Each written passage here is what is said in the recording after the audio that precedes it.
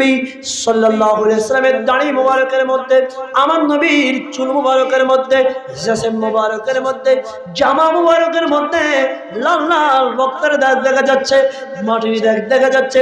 হযরত উম্মে সালমা স্বপ্নের মধ্যে দেখে প্রশ্ন করলেন, ইয়া রাসূলুল্লাহ, ইয়া হাবিবাল্লাহ, নবী গো, আপনার নূরানী শরীরের মধ্যে রক্ত দেখা যাচ্ছে, আপনার নূরানী শরীরের মধ্যে মাটি দেখা যাচ্ছে, কারণ কি?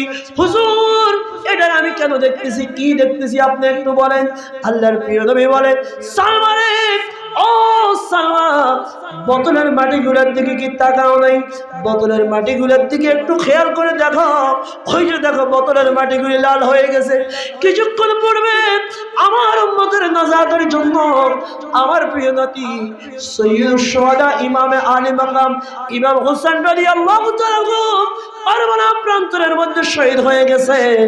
আমার নাতির গলার মধ্যে যখন তারা ছুরি চালিয়েছে, আমার নানি যখন নানা গো বলে চিৎকার মেরেছে, আমি নবী রওজা শরীফের মধ্যে থাকতে পারি নাই।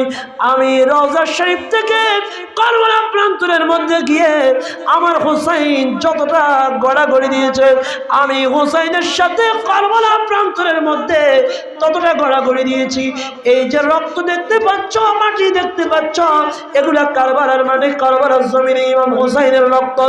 এই রক্তের হিসাব দুনিয়ার মধ্যে হবে না, হাসরের মাঠে এই রক্তের বিনিময়ে আমার কোটি কোটি উম্মতের বেড়া পার হয়ে যাবে। জোরে বলুন সুবহানাল্লাহ।